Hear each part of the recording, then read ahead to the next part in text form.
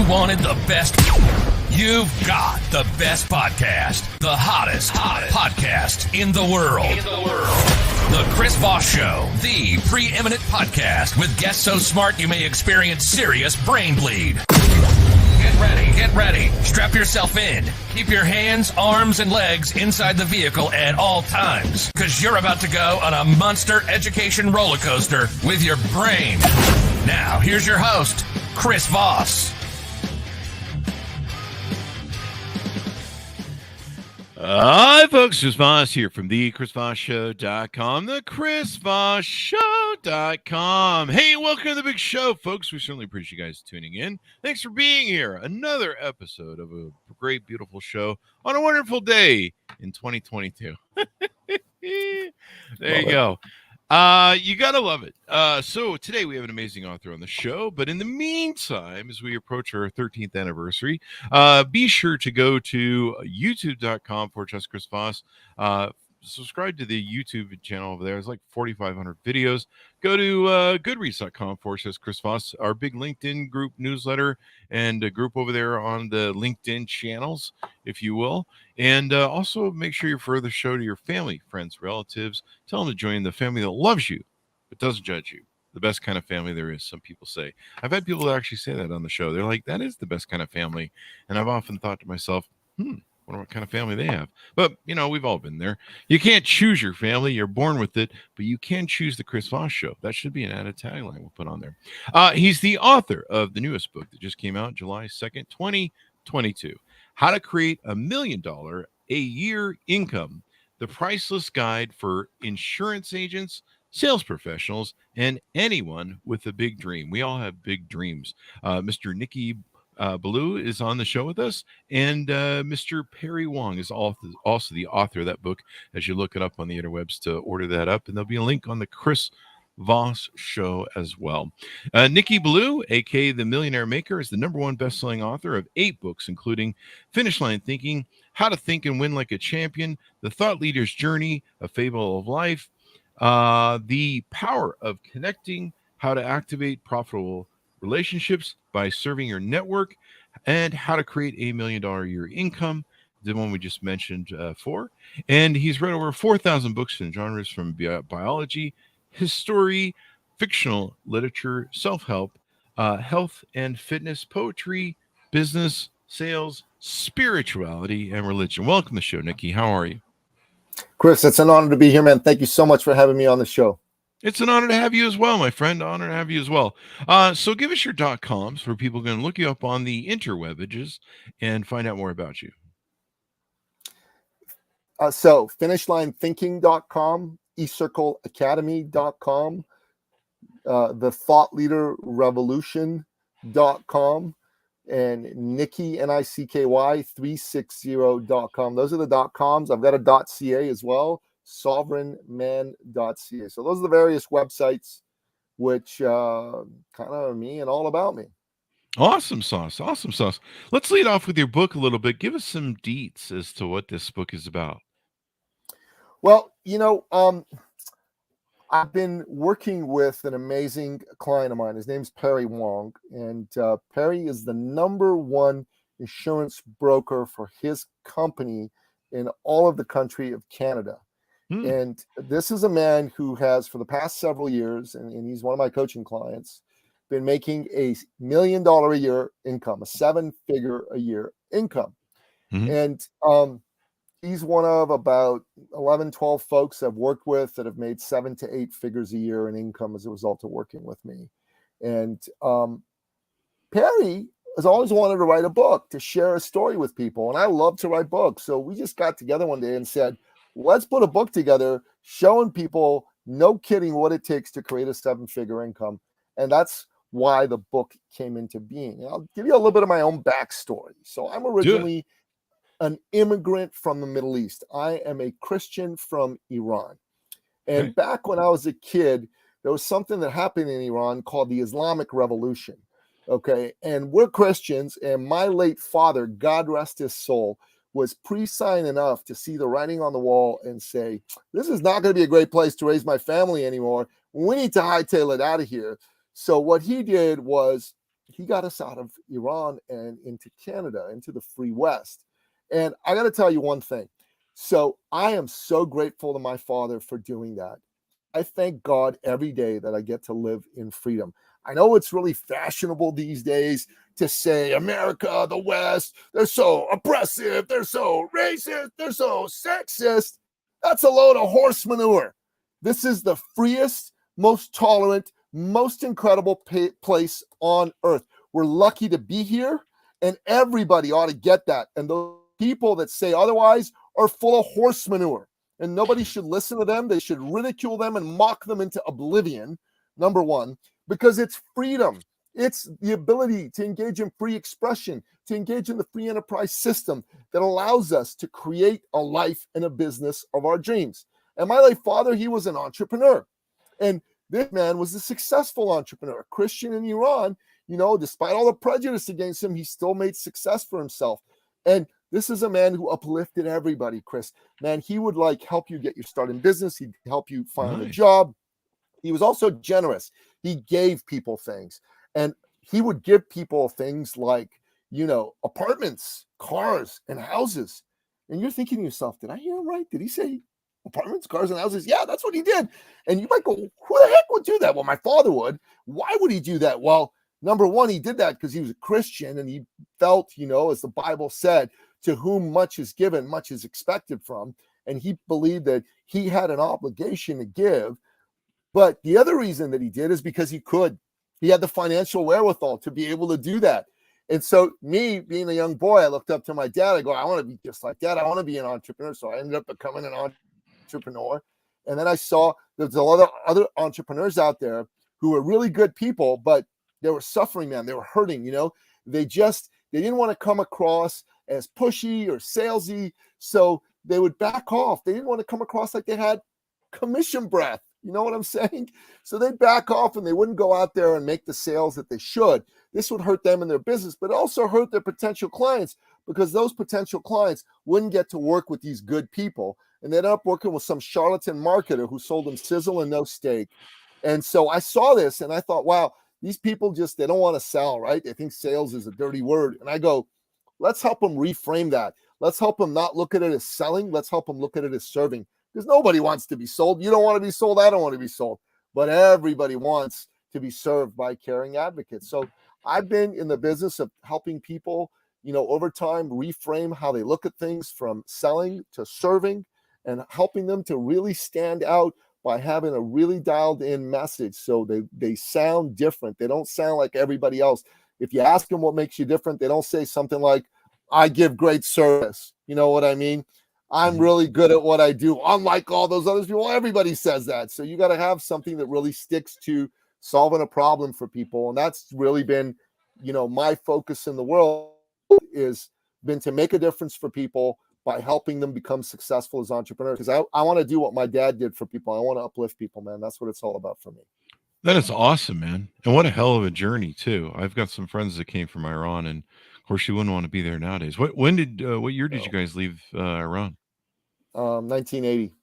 1980. Wow. Was that before? Was that during the crisis? It was right at the end of the revolution. Yeah. As the revolution happened in 79, the Shah left Iran, February 79. And then by 1980, it was obvious this wasn't going to be a great place for us to continue to be in. So we left. Boy, you guys called it. That's one of those things. I have a few friends that left Iran, and yeah, they love their life here, and I think they still have family in Iran. But yeah, it's sad. You know, the people there. You look at them and you realize that the people are a victim to a repressive government. And, you see pictures sometime of what Iran or Afghanistan used to look like, Iraq back in the days of the 60s and 70s when it was seemed more, I don't know, people call it Western, but it seemed like more normal. And then you see the repression now. So you've put out this amazing book. You put out 8 other books. Do you want to tease out those books or touch on them at all? Sure, man. So my first book was Finish Line Thinking, How to Think and Win Like a Champion. I had the good fortune of working with a lot of top performers in a lot of areas.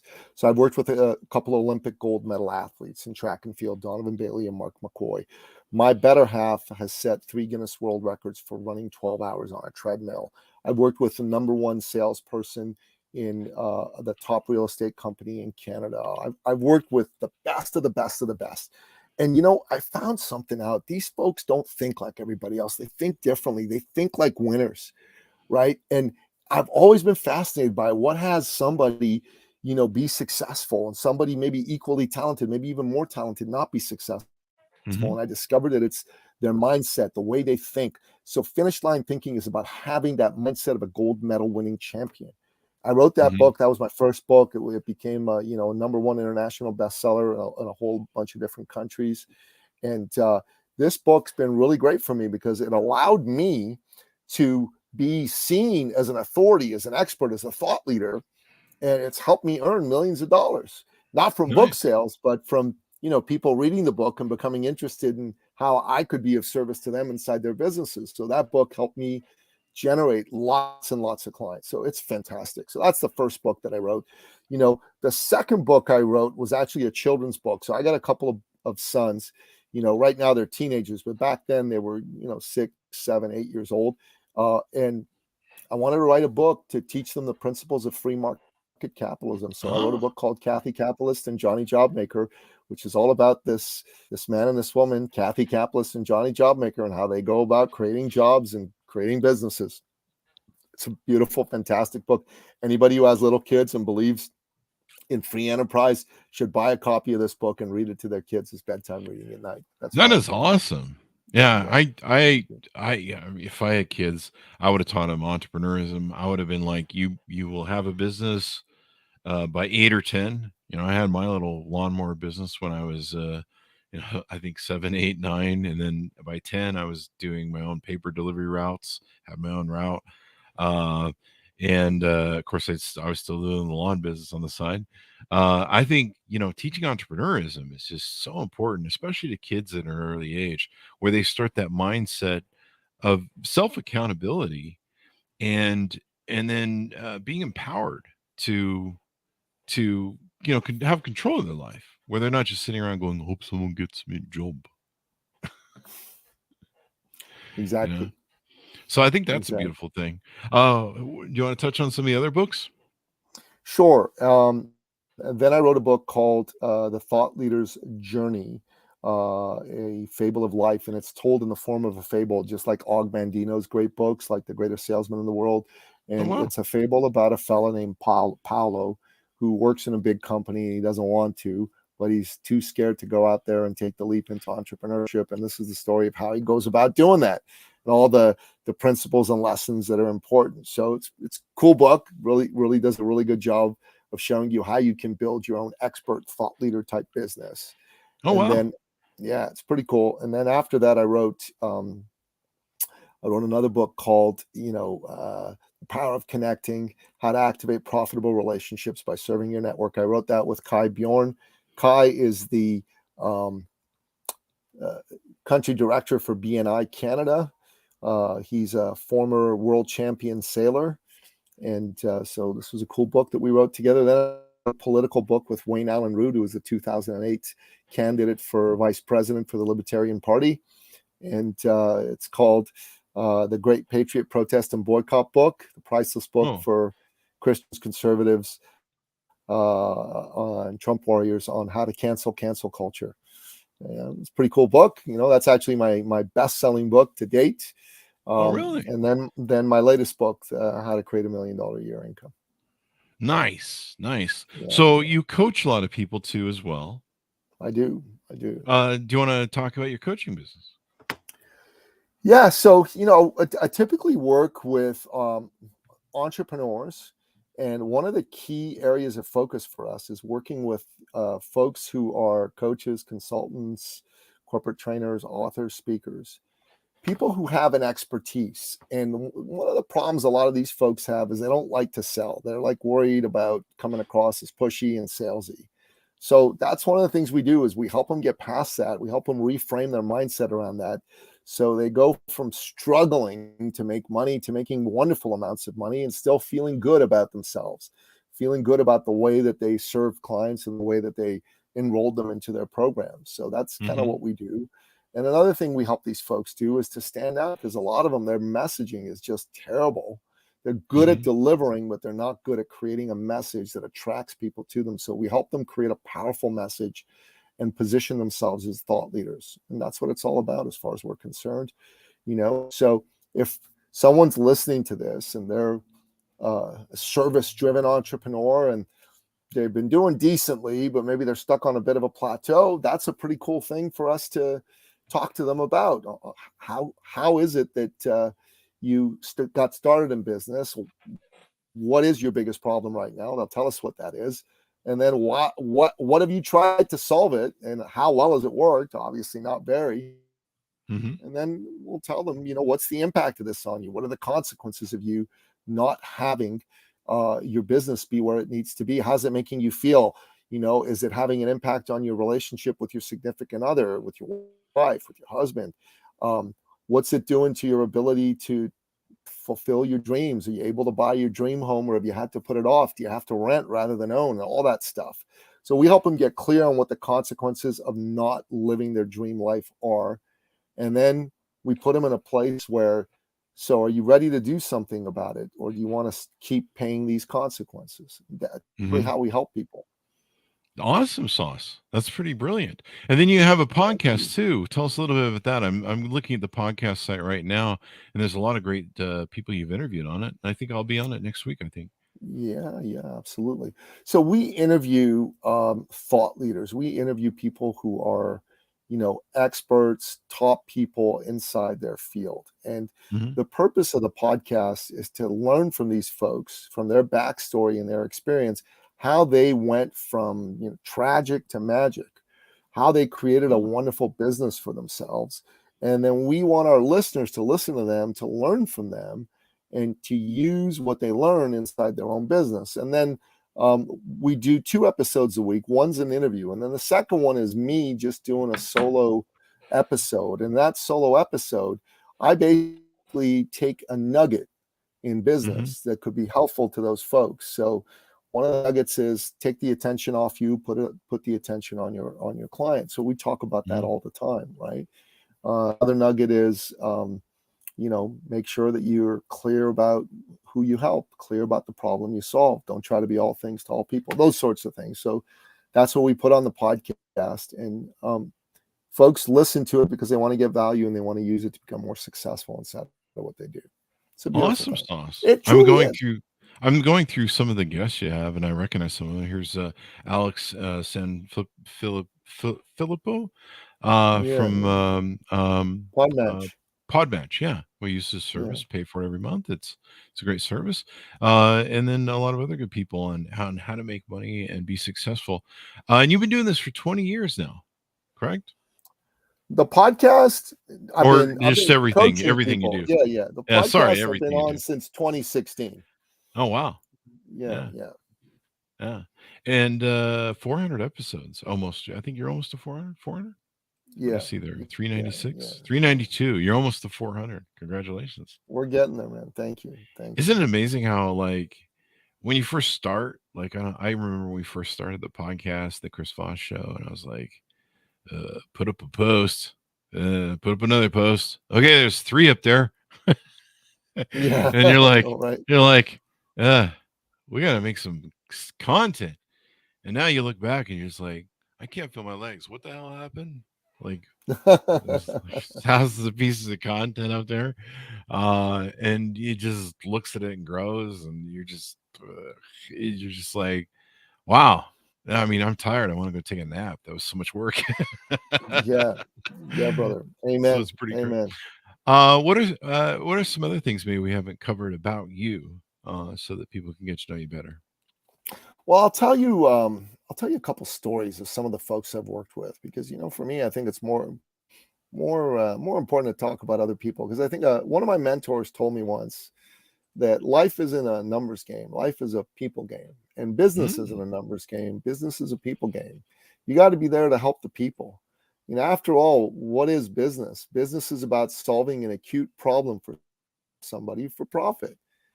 But you got to solve that problem for a human being, and to me, that's important. So less talk about me, more talk about the people. So I'll tell you a couple stories. A while ago, we had a lady who was the country director for one of the major personal development organizations that was a global organization, been around since the late 60s. And she brought on somebody to be her partner.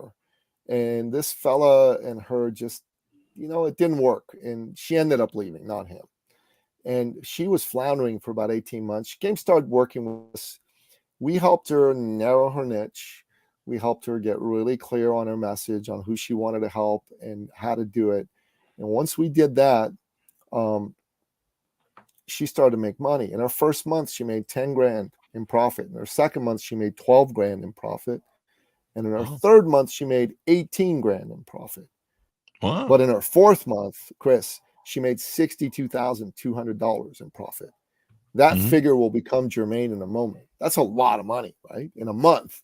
That's for some people, that's a year's worth of income. That's right? true. Yeah. Some people it's a year. So anyways, she lives in Ottawa and I live in Toronto, 5 hours drive apart. I have a son who was 12 at the time. He's 16 now. He plays high-level soccer, and he had a tournament in Ottawa. So I drove my son to Ottawa, and I called her up and I said, hey, you got a son my son's age. You want to get together with us when the tourney's over? Let's have some lunch on our way out of the city. And she said, sure. And so we did that. We spent an hour or so with him, and then we drove home. And a few weeks later, she came to Toronto for our quarterly branded thought leader immersion workshop. And there's a part of that where I do an enrollment for new people to enroll them into our year-long program. And I don't usually do the enrollment piece myself. I ask people to come and share their thoughts. So she said, okay, let me come on. I'd like to come on. So she bounded on the stage and proceeded to cry. And like any red-blooded man faced with a crying female, I panicked. And so I just said, why is she crying? What did I do wrong? And then she looked at me and said, Nicky, between sobs, you didn't know this, but when your little son and my little son came to me, I when you called me, I told my little son, asked me, mommy, who are we going to go meet? And she says, oh, we're going to go meet Nicky, Billou, and his son. Oh, wow. And she said, oh, mommy, are we going to meet the man who saved our family? And Chris, I looked at her and I started to bawl. And look, Chris, I'm a man's man. I'm an alpha male. I don't cry in public. But I started to bawl, and she, we hugged, and between sobs, she said, you didn't know this, but we were about to lose everything. The bank was foreclosing on our home. My husband and I were fighting. We were about to, possibly break up our family, and, working with you saved our family. And wow. On every single time I get to work, I think about her. I think about her family. Wow. And I ask myself, God, will you send me someone else like her? Yeah. Will you send me one of your flock who needs a warrior, a champion, to sit down with them, grab them by the hand, and help them win? Because that's why I do what I do, And it was awesome, and it is awesome, and that's what animates me every day, So that's one story. That is awesome. I when I was when I was writing my book last year, I was hitting the wall of burnout because I crammed it in like three months, and I was complaining about it online or something like that. Just I think I was at the point where I was doing the Nicholson all work and no play. Makes Jack a dull boy. I was pretty much at that where I was typing that pretty much. I think I was starting to talk to voices and shit in my head, which are different because normally there's, just other voices in my head. But, that thing. But She said to me one time, she goes, there's somebody out there that needs you to write this book, and they're waiting for you to write it, and they need to hear your message. And this book isn't about you. This book is about the message you're going to share with somebody that really needs this message right now. And your message is going to come at the perfect time that they need it. You're going to touch them at the perfect time that they need it. I had another author on the show who talked about it, where she just wrote books. And I don't think there were anything spectacular. I think there were novels or just historical novels, but she wrote books. And then one day at a book signing, she met a woman who'd come out of prison, and she told her about how all the women in the prison had her books in their library and were using them to lift themselves and inspire themselves and to make better plans for their future once they got out. And so she keeps a picture of that woman at her writing desk in the orange jumpsuit that she sent her. So she focuses on writing for this person. And it's really powerful. Because obviously I was being in a very selfish place, but being in a place where you're like serving other people, being a place of gratitude, just makes all the difference. And, there's 2 times on Twitter where we used to have a feed on Twitter that would go into our Twitter accounts. It would just do quotes, and it was totally random. It was all automated, and it would just pump quotes into my Twitter between whatever I decided to say. And 2 times over 10 years, I had someone write me privately and say they were going to commit suicide that day. That was the day they decided that this is done. And for some reason, those tweets that I put out in a completely random manner touched them and inspired them not to kill themselves. And I've had 2 people tell me over 10 years. And sometimes you just don't know. Like the beautiful story you had there, where you don't know how much of a difference you make in someone's life. And that's probably more important as to why we should do what we do and share and try and inspire and help other people. So that's a beautiful story. Amen, brother. Yeah. Thank you. Amen, brother. That's the truth. I got another story for you. There was a young man who came to work with us, and he was in his mid-20s. He was a personal trainer, and he was having a hard time getting clients. He had like 7 clients. He was making $1,800, $1,500 a month. He had to borrow money from his mom and dad so he could make rent and eat every month. You know what I mean? Like that's, I mean, you think about that. That's pretty wild. So he started to work with us, and I said to him, "Look, man, who do you work with?" And he goes, "Oh, I'll work with anybody." And that's the worst thing you can say in business. I'll work with anybody. That basically means you have no value and nobody wants you. Exactly. So we said, "Look, you got to go figure out, you got to narrow your niche." Right? So he's like, "Okay, I'll start working with doctors. Doctors are great." The only reason he picked doctors is because they had money. And obviously that was not compelling to doctors. So he didn't really do too well with that.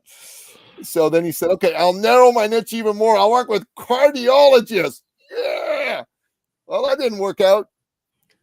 And then all of a sudden he started working with this one dude who was a Paralympian. He had had a childhood accident, and his leg had been cut off when he was a little boy. And he came to me and he said, "Oh my God, I love working with this guy." He says he really needs me, and I'm really moved by helping him. It's like an honor to work with him. And anyways, long story short is, he said, "I think I want to work with people with missing limbs." And I'm like, okay.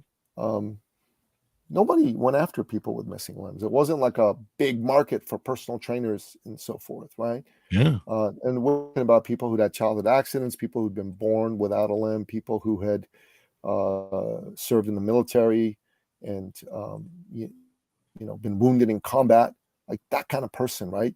Yeah. Forgotten people. And bro, he signed up 400 clients in 6 weeks. Oh wow. 400. He couldn't do one-on-one training anymore with that many clients. Obviously, he had to like on the fly come up with like some sort of online whatever program. And he went from making $1,500 a month to making $15,000 a month. Wow. And more in 20 and 30. And why?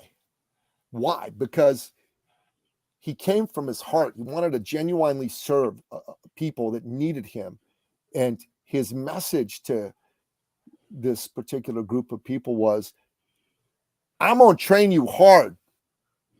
You are going to work out. You are going to be like a physical beast. You can work out just as hard as anybody else. There's no reason why you can't.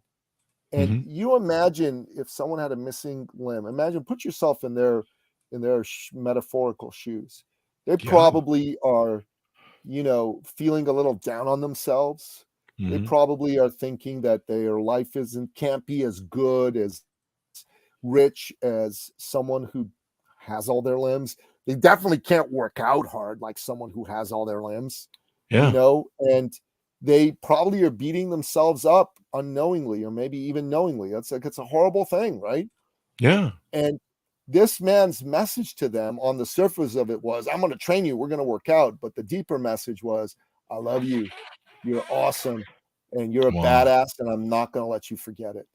Wow. And Chris, that's how come this guy just made a crap load of money, That's the thing I love about being an entrepreneur. You solve a problem, you fix something, and you create something. And sometimes you're just solving your own problem, where you're just like, this paperclip doesn't work right. This could be designed better. I can think of a better way. You're always making the widget better. In service, you're doing something like what you talked about. And let me ask you this, because you kind of give me the epiphany that when we're acting in the service of others, when we can enact that passion for something that really motivates us to help other people. Because a lot of people, will be like, hey, I want to be an entrepreneur. Okay, what do you want to do? I don't know, I just want to be an entrepreneur. Why? So you can make money. Well, that's not it's not really how it works. You gotta serve people. You gotta come up with a concept. You gotta sell something, and you gotta kind of find whatever it is you're good at that people will buy, product or service. But I think when you find something that has that power behind it, of your passion, of wanting to really help people, that makes all the difference in the world. When I had my companies, I talked about this. When I had my companies, I was just an investor. I wasn't interested in like, I didn't have a love for a career company. I didn't have a love for a mortgage company. I love the white collar aspect of it, but I looked at everything as an investor. And as we built our empire of companies, I really had a hard time with motivation, and just because I didn't love what I did. I didn't care about it. I'm just like, it's a business that makes a profit. It was a widget. It was a product. I just didn't give a shit about it. A lot of entrepreneurs, God bless them, they find a business they love, and they love it, and they build it, and that's their child. And mine were children to me, but I didn't love them. And so when you don't love something, you end up hating it, which is probably describes my first 9 marriages. It's one of those things. And so people used to just crush me. People would come into my office, and they'd be like, it's so great that you're an entrepreneur. You found what you love to do, and you do it. And I'm like, I don't fucking love any of this. And then people would say to me, well, what do you love to do? And I'm like, you know what? I don't have a fucking clue. How sad is that I make all this money and have all this success, whatever. And I'm unhappy, miserable, and everyone hates me. No matter the more money I make, the more people hate me, pretty much. And it was just a horrible place to be. And trying to search for something that I really loved and enjoyed, serving and helping other people. So I think from what you've talked about with your stories, is when you can really, especially with that gentleman who helped people with limbs, when you can really help people, and your passion that comes out of you, you're not just sitting there going, I want to make a buck. And people can feel that. They can be inspired by that, and you can really touch people in a way that you can't otherwise touch. 100%, man. Yeah. 100%. Yeah. You know, like I said, like my mentor said, business is a people game. It's not a numbers game. It's not a money game. It's a people game. And if you look at it that way, you'll be a lot more fulfilled. Listen, I understand being an investor and just putting your money in and wanting to get a return. That's cool. And there's aspects to being an investor. It can be fun. You can have a lot of passion for, you know, creating something good and success for yourself and your family and jobs and all that jazz. I just think that it's so much more fulfilling, man, if you tie it to a purpose bigger than self. Because if your purpose is I want to make money for me and mine, it ain't enough, man. It ain't enough. It's not going to drive you forever. It's going to make you miserable, like you said, and you're going to hate yourself, and other people are going to hate you and all that jazz. But if you're doing something because it's a good idea, it's a beautiful thing, man. It's totally beautiful. So I'll tell you another story. I had this client, right? His name's Steve. Steve's a relationship coach for men, right? And he specialized in working with dudes in distress, who's like wives that said, bye-bye, get out of here. And you think about this, right? Like, you know, I do a little bit of that myself just because I went through a rough divorce. So I got a little program I do called Make Your Life Great Again. But I was helping Steve because what Steve did saved marriages, saved families, saved lives. But Steve was nervous about charging what he was worth. So he charged this ridiculously low amount of money, like $90 for an hour and a half session. So I like said, Steve, man, look, you're saving lives, man. You got to charge based on the value of the solution. How much is it worth to save a marriage? Well, the average marriage in the United States cost $150,000. The average divorce, excuse me, $150,000. Is that true? $150,000. Wow. And on top of that, there's all the emotional distress on you, on your kids. And that's, you know, you can't put a number on that, right? You can't. Especially when you run into parental alienation, which happens a lot. Oh, it's huge. And huge. The kids are kept from the dad. Yeah. No, it's messed up, man. I run a men's organization, bro. Sovereignman.ca. That's why I told you about that. Like, I'm all about serving the men. And in fact, when you and I are done, I got to grab a quick bite, and then we're doing a Zoom call tonight with the men. So the deal is that Steve undercharged. So I made him double his prices immediately. And that was still not enough. So I made him double them again. Okay. A funny thing happened. These men who were broken and hurting and, you know, some of them contemplating suicide, like you said, started signing up with him in ever increasing numbers. Wow. Now, why would they do that? Why would they pay 4 times the price? And why would more people pay 4 times the price? Well, I'm glad you asked, Chris Voss, because people value something that they're invested in. That's while true. They don't value something they're not invested in. So, Chris, listen, let's say you wanted to grow your business just as I've got all these books I've written, and you can buy them for $20 a piece. If you buy all my books, you spend $160. And let's say you read them all, right? In my experience, with the thousands upon thousands of people that have read my books, not one has only read my book and become a millionaire or added $1 million to their income. Not one. Okay. Now, of the people that have paid me tens to hundreds of thousands of dollars to work with me, you want to guess what percentage of those have made several $100,000 to tens of millions of dollars out of working with me? Probably 90, I don't know, 95%, 100%. I don't know. No, it's not that high, but it's over 60%. Okay. Yeah. It's got to be good, though, because, you know, one of the challenges of books is people buy a book and they think they get the knowledge from assimilation. Like, I'm guilty of that. I have like 50,000 audiobooks that I bought over the years. And I'm like, yeah, I get to reading that one. And then I buy another one. And I'm like, yeah, I get to read it. You know, it's like if the book is near me, like here's a book, you know, I'm being assimilated by the knowledge. It's coming to me. Right, exactly. So Buddy Steve started to help more people make more money, which is good for him. But more families didn't break up because of this, bro. More children didn't grow up having to shuttle between two homes. Yeah. More That's men, awesome. fewer men killed themselves because of the horrific pain of divorce and feeling like a loser or failure. Yeah. Brother, what I did is I saved lives, bro. By helping this man charge more and earn what he's worth, I saved lives, bro. Lives. Yeah, you Think did. about I that, mean, man. men kill themselves either outright in depression after divorces and losing access to their kids and stuff. 6 times the rate of women, bro. Six Six times times the rate of women. And then if they don't do it by killing themselves in suicide, they do it by drugs, alcohol. We don't go, we're as men, we're really bad at going to the doctor, depression, that kills us off. And a lot of that doesn't get tracked very well because of how long sometimes it takes to kill us off. But a lot of it's really there. I've had a lot of friends that have, had the parental alienation game played with them.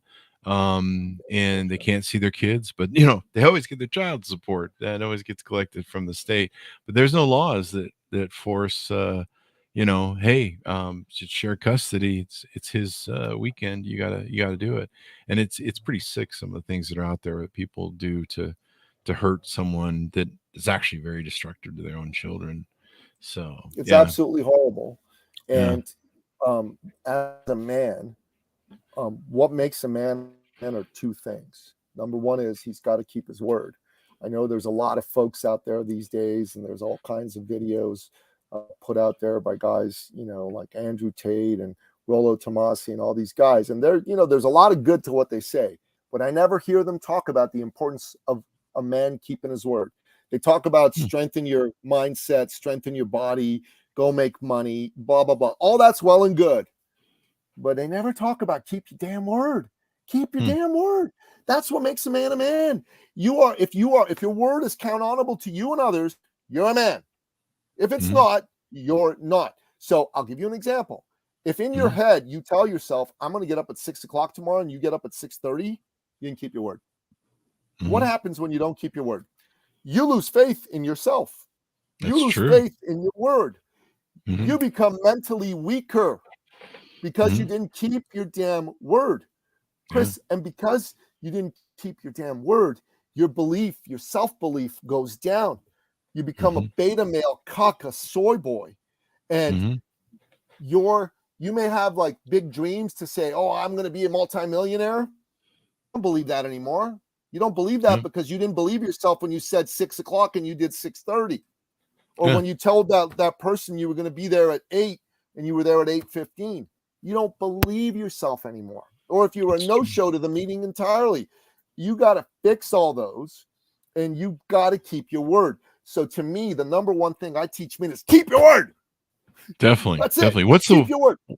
What's the website for that again? Sovereignman.ca. Sovereignman.ca. Yeah. Go ahead. I'm sorry for cutting you off there. No, bro. It's all good. The second thing that a man's got to do is take 100% ownership for everything, even the shit that he didn't do. So I'll tell you this right now. If your ex-wife is not letting you see your kid, don't blame her. Blame you. Blame you. Why do I say that? There's no power in blaming her. You gave all your power to her if you blame her. You said, oh, she's so powerful. She's made my life miserable. No, she has decided to make you suffer because of how you were with her. Like it or not, that's a fact. She's decided to make you suffer. Okay. Now you can squawk about it and blame her and go, what an evil, horrible person she is. Okay. And if I tell you the story of what happened in my, separation, divorce initially, which I'm not going to do right now, you'd be horrified. Wow. Yeah. But I turned that crap around, and right now, me and my ex have a great relationship. She came on vacation with me and the kids and my new lady twice. Oh, wow.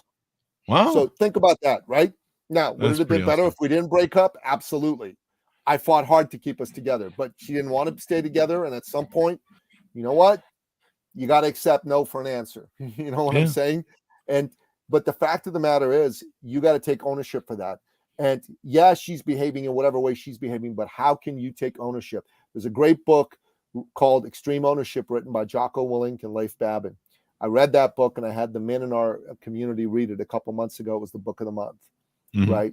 And that book is all about you taking extreme ownership of everything. And I read that book, and I'm like, I don't take enough ownership. And I take ownership more than most dudes, but I don't take enough ownership. I'm a wuss when it comes to taking ownership. And right now, I want to be better at taking more ownership of more things. Definitely. I mean, that's the beauty of a man. Our ability to be self-accountable, and we live in the real world with logic, reason, et cetera, et cetera. Well, this has been an interesting discussion. Anything, Nicky? Anything more you want to tease out on what we do as we round out the hour? So 2 things, man. If someone's listening to this show and they're a man and, they're feeling like they are wanting to step up their game as a man, they want to be sharper, better in all areas of life, they want to be able to keep their word better, and they know their word is pretty crap, then they should come to sovereignman.ca, check out what we do there. So that's number 1. Number 2, if you're a business owner and your business right now is not where you want it to be, and you need to be honest with yourself about that, and you want to change that, you should go to my website, eCircleacademy.com, and click on the Book a Success Call button. Do it. Don't think about it.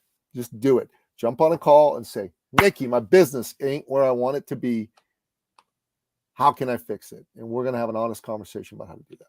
That's it. There you go. Awesome sauce. I definitely love the sovereign man thing, especially. It's there's so many.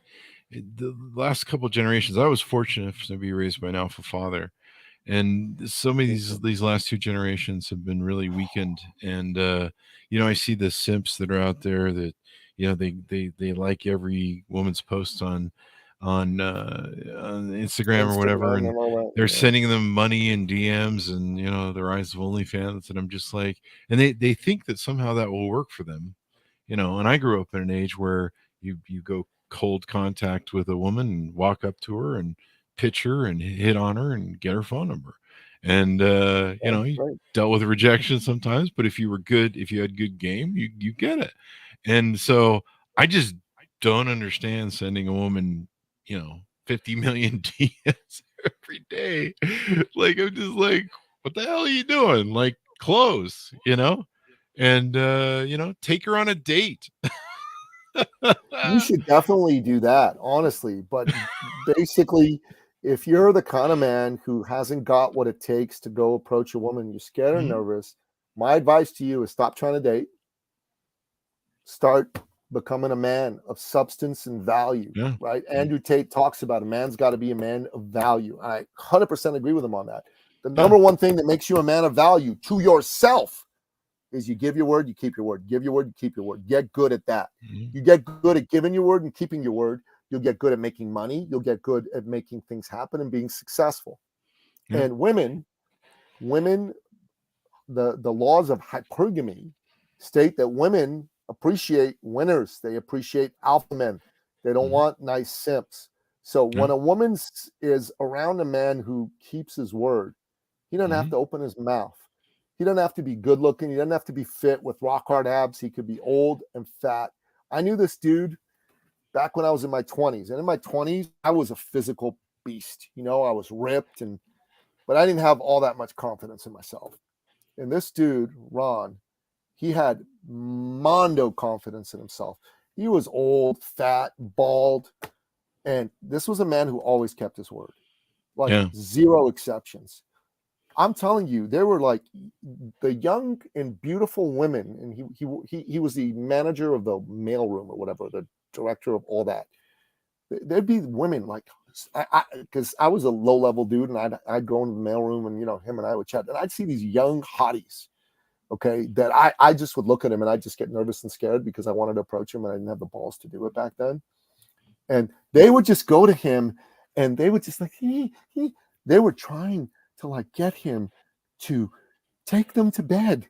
Like he was a married man. He wasn't going to do that. Right. But like, it was hilarious watching them throw themselves at this old, fat, confident, bald man. Yeah. you know, and they Women, did. women, women have an innate ability to sense value, and men don't realize that. They really don't. And They women don't. see Now when women see a man walk into a room, they measure him up almost immediately, and they know whether he's valuable, whether he's confident, whether he can command a room. They have an innate ability to sense that, whether they even realize it or not.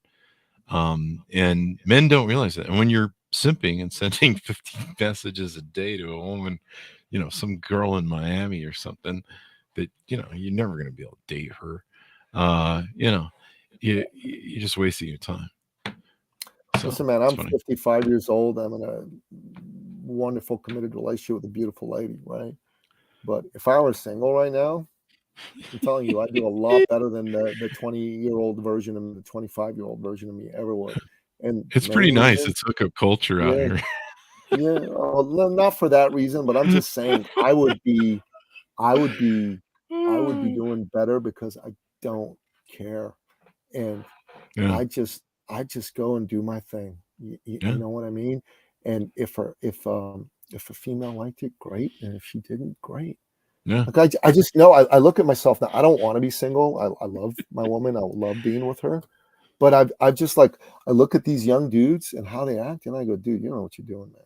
Yeah. But they got to go through it. That's who I was. I was a man who lacked confidence in Mhm. himself as a man when I was in my 20s. I just did. Yeah.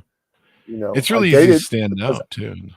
No. yeah, I dated because I still took action, and Mhm. I was like a fit, good-looking young man, but um, that dude was just, and he is 10 times the man most of the young men today are, and that's Yeah. sad. Honestly, that's Yeah. sad. Being able to play dark triad traits helps as well. So fun Yeah. is fun, man. It's been wonderful to have you on the show, Nicky. Thank you, brother. Thanks for coming on. Give me your .com so we can find them on the interwebs again. So the best one is eCircleacademy.com, and the Mhm. second one, sovereignman.ca. Let's just have folks go to those two main ones. There you go. There you go. Check it out, guys. A wonderful discussion today with Nicky.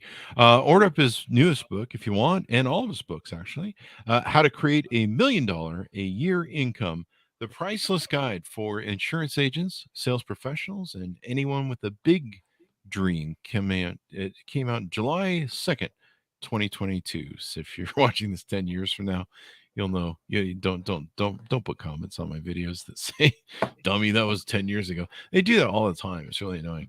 But be sure to order up his book and see it wherever fine books are sold. To my audience, further share your family, friends, and relatives. Go to goodreads.com/Chris Voss, youtube.com/Chris Voss, all the places on the internet. Thanks for tuning in. Be good to each other. Stay safe. And we'll see you next time.